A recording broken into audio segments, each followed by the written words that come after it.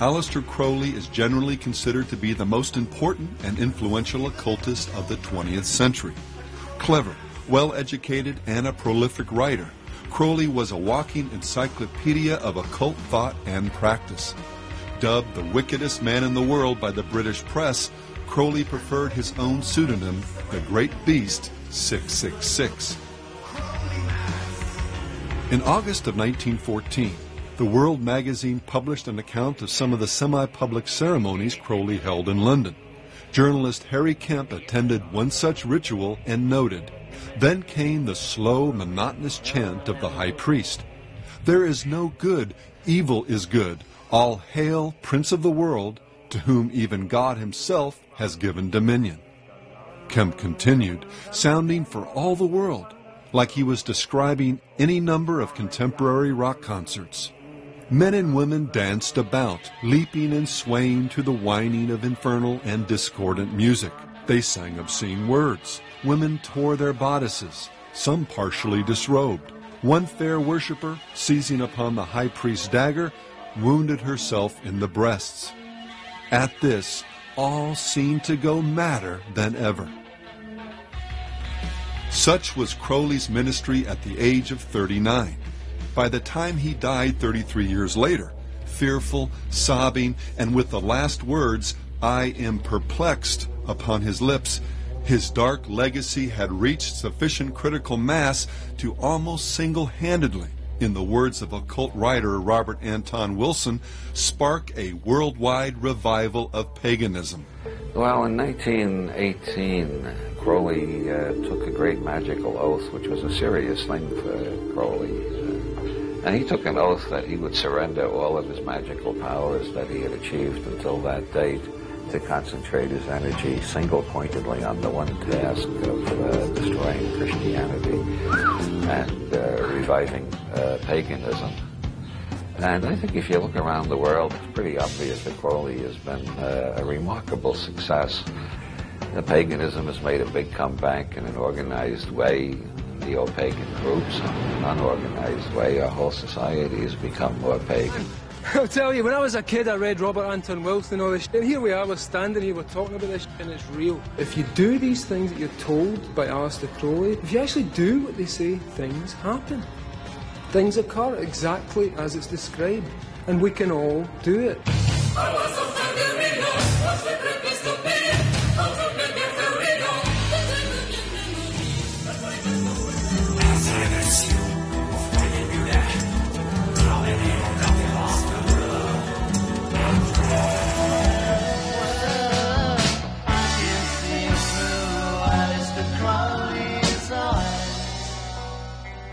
In 1971, Timothy Leary had an epiphany during a tarot reading that utilized a set of cards designed by Crowley. His revelation? That he was Crowley reborn and was to complete the work Crowley began, preparing humanity for cosmic consciousness. Leary acknowledged this powerful connection with the great beast in a letter to Wilson, observing that the coincidences, synchronicities between my life and his are embarrassing. From this connection flowed frequent references to Crowley, his philosophy, and their common destinies in Leary's writings and speech. Well, I've been an admirer of Aleister Crowley. I think that I'm carrying on much of the work that he started over 100 years ago, and I think the 60s themselves. You know, Crowley said he was in favor of finding your own self and do what thou wilt shall be the whole of the law under love. It was a very powerful statement. I'm sorry he isn't around now to appreciate the glories that he started. The phrase, "do what thou wilt," was taken from the Book of the Law, Crowley's most renowned work and one whose composition is worth understanding in the context of our study. While visiting Egypt in 1904, Crowley's first wife, Rose, began going into spontaneous trances, muttering things like, "They are waiting for you," and "He who was waiting was Horus." Intrigued, Crowley and Rose went to visit the Cairo Museum. From a distance, she spied a glass case and exclaimed, "There, There he is. Upon inspection, the case did contain an image of Horus painted on a wooden stele, but what particularly stunned Crowley was its exhibit number, 666, his number, the number of the beast. Convinced now that something supernatural was happening, Crowley went back to his hotel and performed a ritual, summoning this higher power. Over 3 successive days, beginning on April 8th, the book was channeled through Crowley while in a trance. And the content of this revelation? I am the snake that giveth knowledge, the Spirit said. To worship me take wine and strange drugs, whereof I will tell my prophet. Falling on precisely the wrong side of the Bible's account concerning the fall of man and Satan's role, this snake spirit begins the revelation by telling man that he is a god, that reality is essentially an illusion, sin a myth, and that ethically there's no greater commandment than the law of Thelema, Greek for will, as famously stated in the 40th verse of chapter 1. Do what thou wilt shall be the whole of the law. We do what we want to do when we want to do it.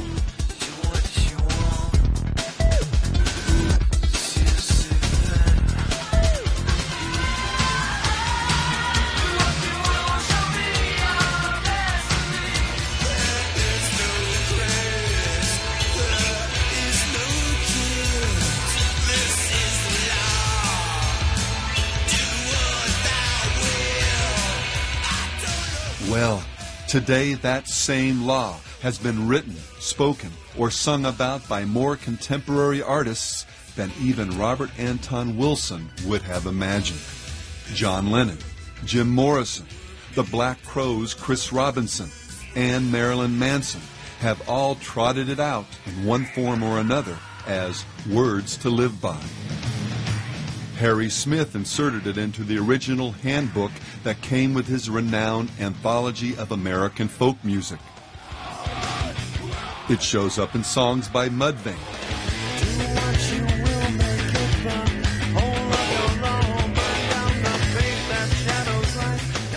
David Bowie, The Only Ones, The Electric Hellfire Club, Alphaville, Throbbing Gristle, Numb, Ancient Ceremony, Eddie and the Hot Rods, Death SS, Theater of Tragedy, Cult Disciples, Therion, Psychic TV, Celtic Frost, Bruce Dickinson, Moonspell, Graham Bond, Sepultura, Edge of Sanity, The Lords of the New Church, and Marilyn Manson, among others.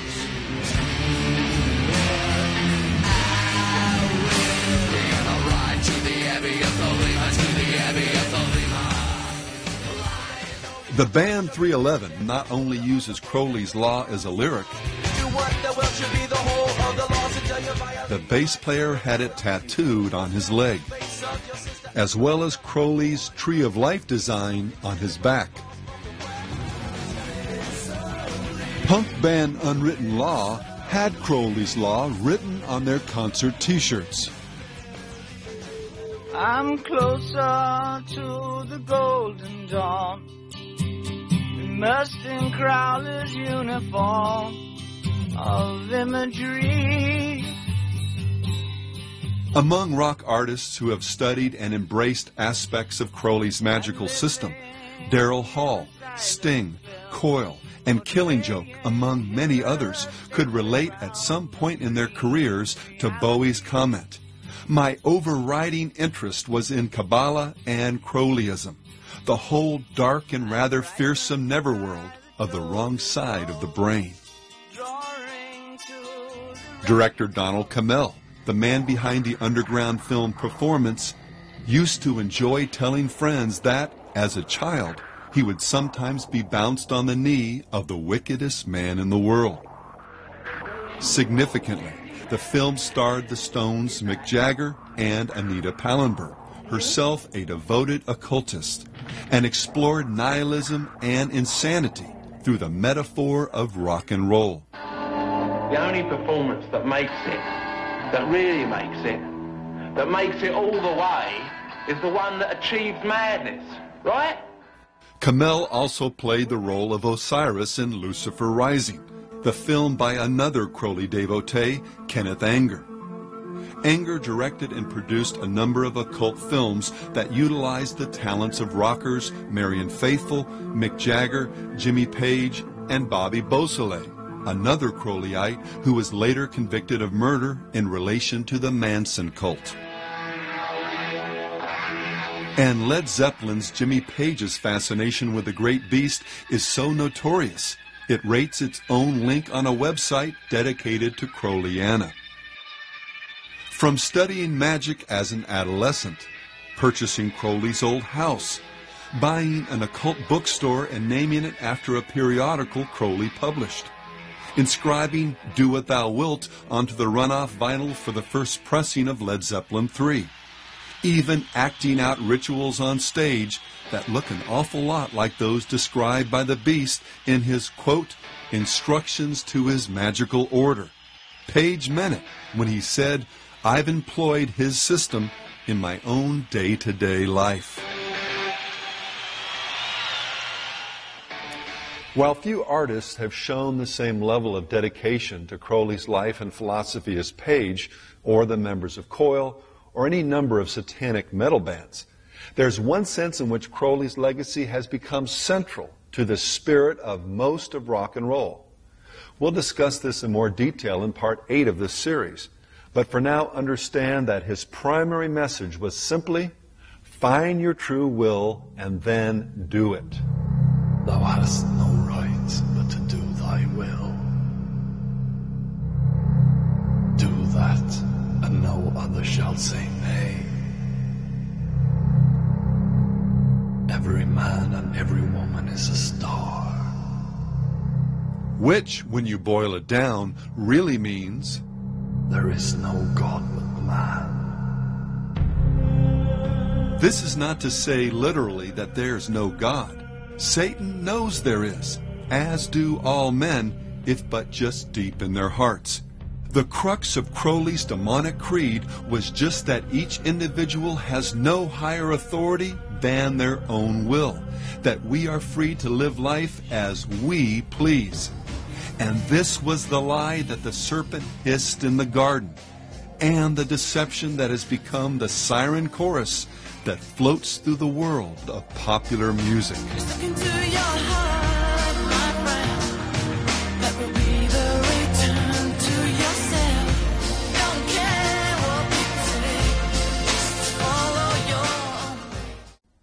The reason so many people reject the charge of Satan worship is because, as we saw earlier, they have a caricature of the devil and his religion in their minds.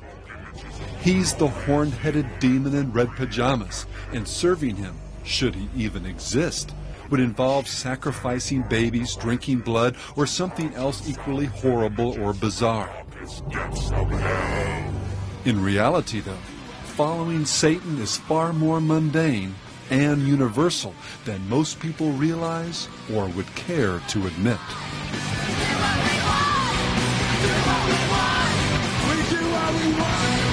But I can do anything that I want to. I can pursue any kind of lustful desires that I might feel.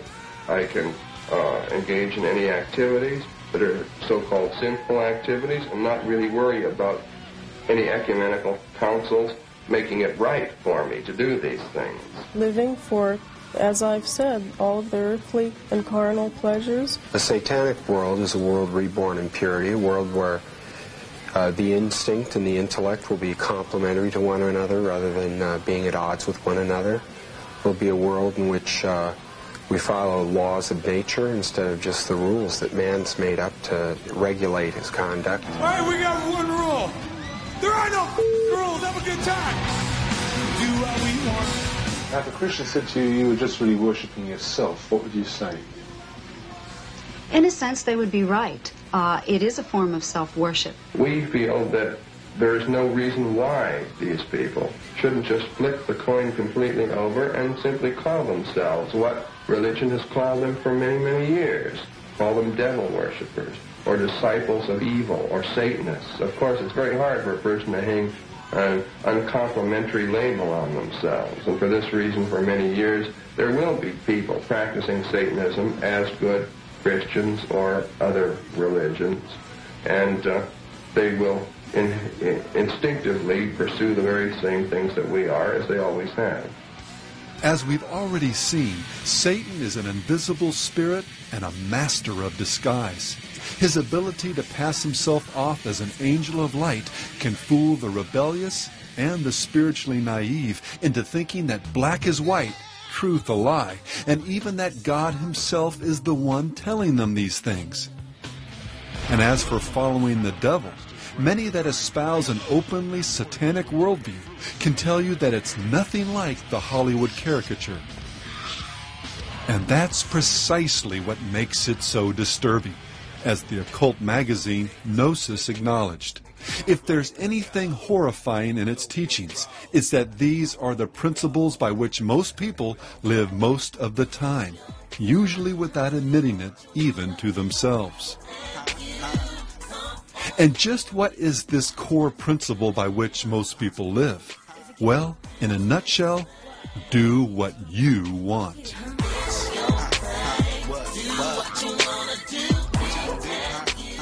Surprised? Well, Anton LaVey wasn't. He understood precisely from where this popular concept had arisen.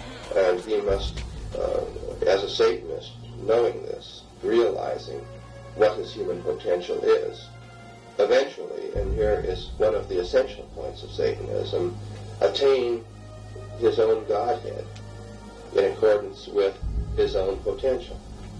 Therefore, each man, each woman is a god or goddess in Satanism. Big Pimpin' really, man, is living life to your fullest potential. I mean, like, whatever you want to do, when you want to do it, you do it, but in the grandest way possible, you know? And for a god or goddess, what's the ultimate standard for ethics, meaning, purpose, and destiny? You've got it. Whatever you feel is right. My heart is the ruler of all my being. If my heart tells me it's true, that's good enough for me. The answers to your problems are in yourself and not in a god or religion.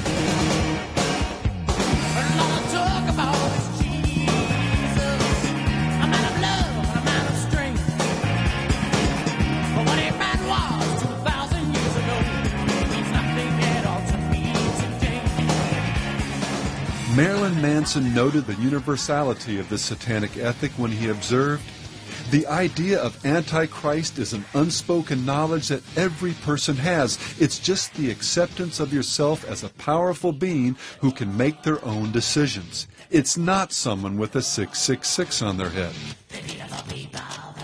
And Satanism is about worshiping yourself because you are responsible for your own good and evil. What would you define being a Satanist as?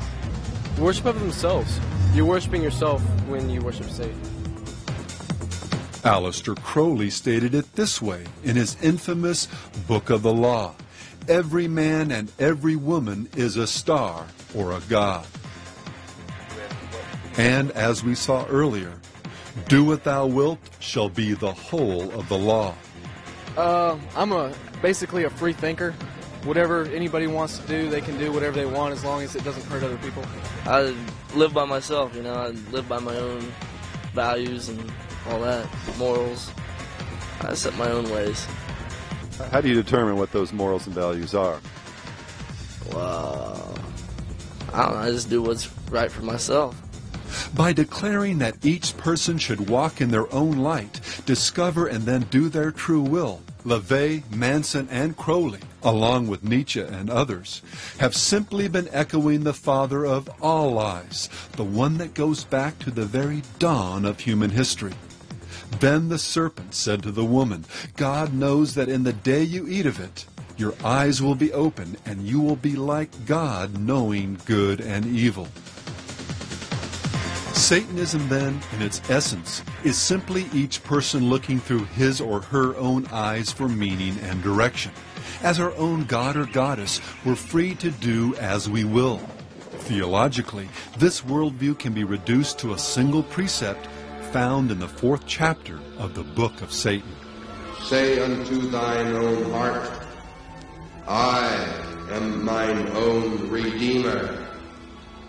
Or, to put it in more common terms, the, quote, triumphant strains, end quote, of a song that LaVey and his disciples viewed as one of the most satanic of the 20th century. I did it my way. For what is a man? What has he got? If not himself, then he has none. You say the words he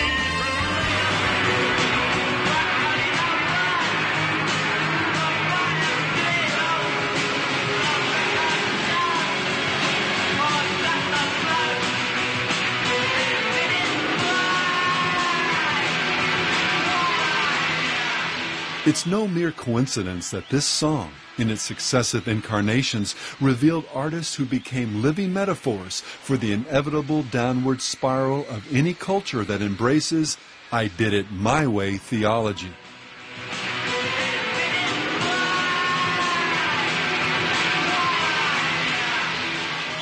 I did it my way, indeed. Of course, not every follower of the satanic law ends up dying, as did Elvis and Sid, of a drug overdose. Hell does have its trophies on this side of the grave. But the ultimate expression of sin's wages for everyone who, quote, does it their way, and that includes some of the most talented and beautiful among us, is a grace-forsaken darkness that waits just on the other side of death. And while Elvis and Sid may represent the figurative alpha and omega of the rock milieu, this my way ethic has expressed itself in so many ways by so many different performers. And I want to do it my way, to sound like Frank Sinatra. And in so many songs, interviews, and concert performances, one could easily argue that "Do What Thou Wilt" defines the very soul of rock and roll.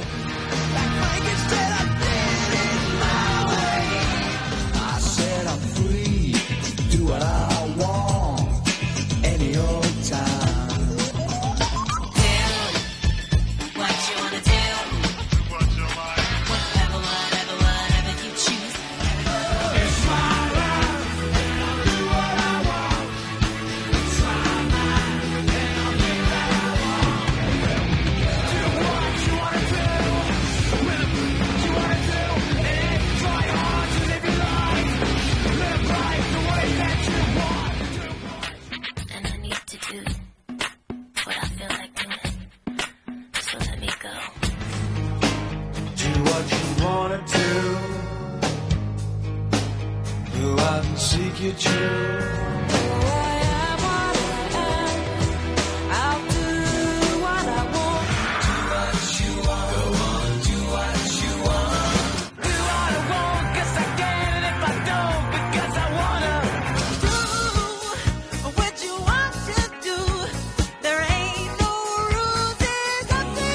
Once a kid can click this switch in his head and say, I can do what I want to do, I'm here on this earth, there are laws, but I'm going to handle it my way, he gains identity. The bitch with a flashlight. Do anything you want to do. Do what you want. Do it, boy.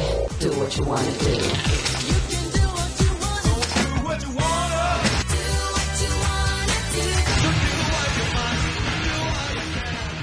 Do What Thou Wilt often resonates in the words of the popular mantra, do your own thing. And the thing is, whatever is good for you is the best for you, you know. It's a simple thing, but people don't understand that. Doing your own thing means doing your own thing, not doing exactly what everybody else is doing, but doing what suits you.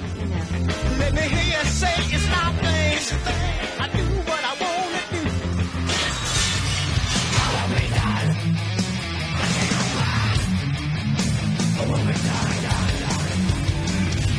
We got our life to live the way we want to be. Just be yourself.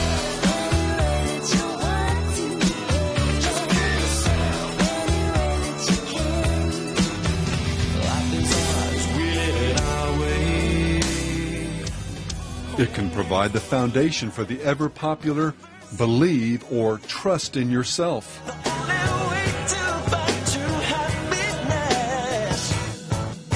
It's to that old self, be true. yourself down. Got it, you just got to believe. Believe in yourself. When I say be a soldier, I mean being true to the game, being true to yourself and believing yourself. The truth is all within yourself.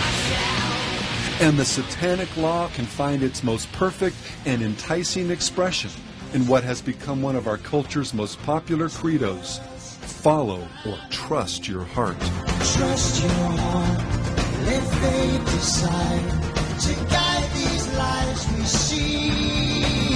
Why second guess what feels so right? Just trust your heart and you'll see the light. To your heart, you must be to your heart. Trust your heart. Follow your heart. Oh, nothing else. I've come this far with the truth of the heart. Soul and world can fall apart. You'll be okay. Follow your heart. Let your heart lead your man.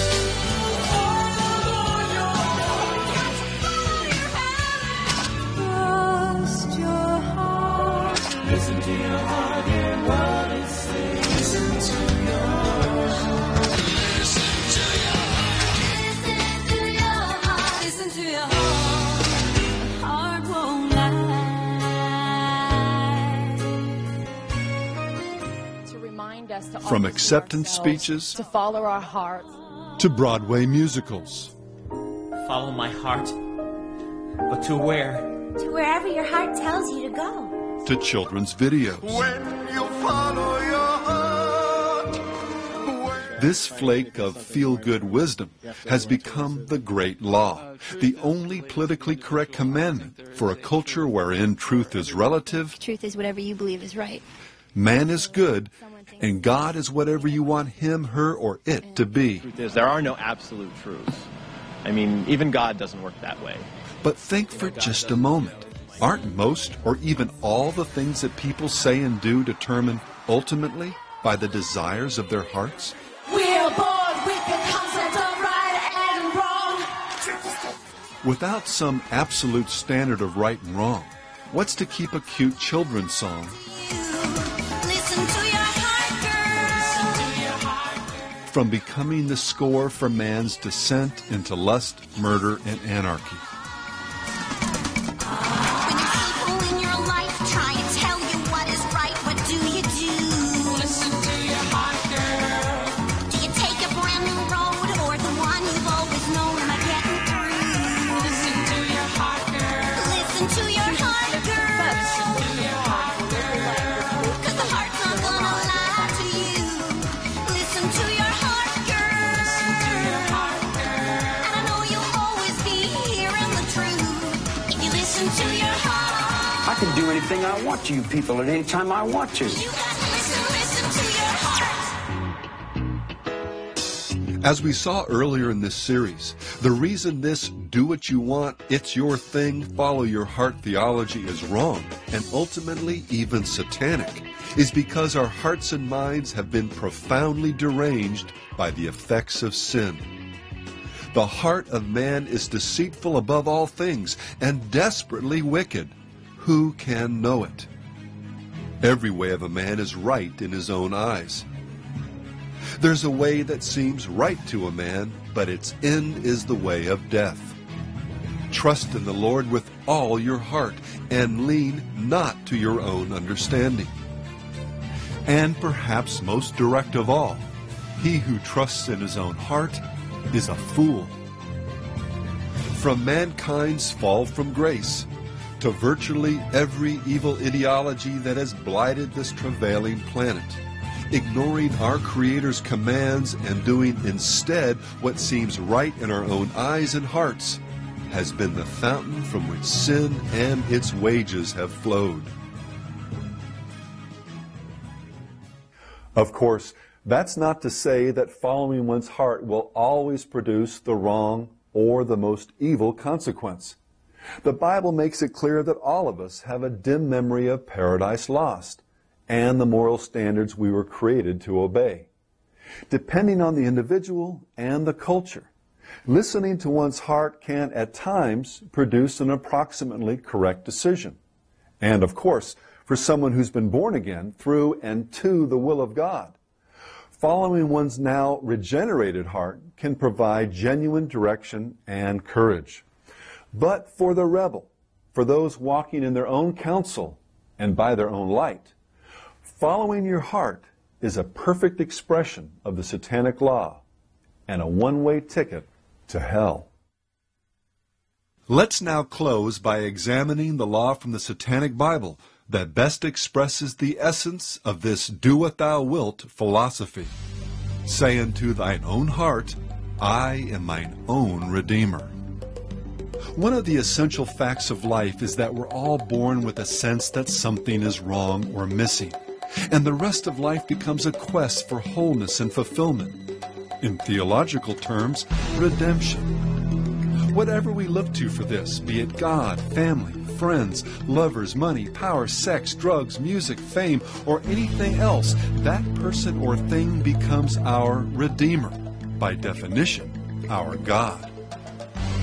Christianity simply declares that all of us have been ruined by sin and, as a result, are completely unable to save ourselves. We need a Messiah, a supernatural Redeemer. For God so loved the world that he gave his only begotten Son, that whoever believes in him should not perish, but have everlasting life. Against this, every other religion, every philosophy and ethical system contrived by man says in one way or another that we're not really that bad, and that through our own efforts we can redeem ourselves. In this, they share the bottom line of Satanism and most of rock and roll.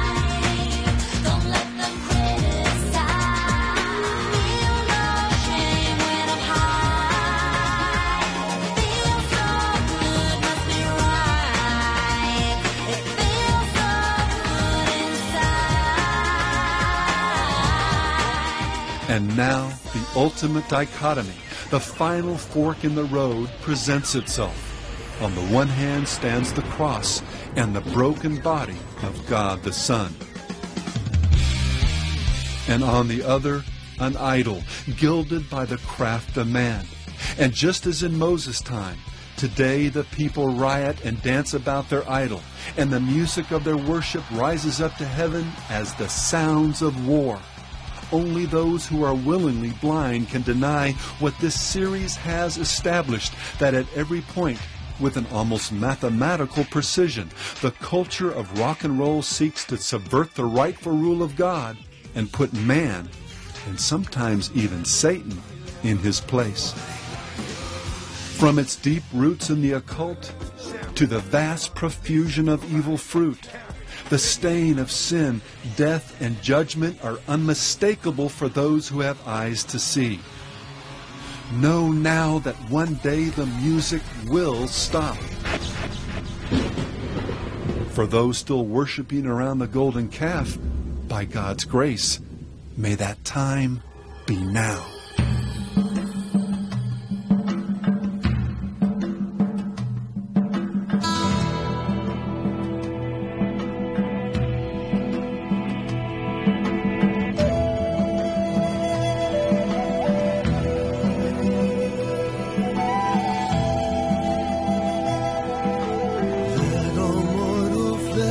Keep silence, and with fear and trembling stand.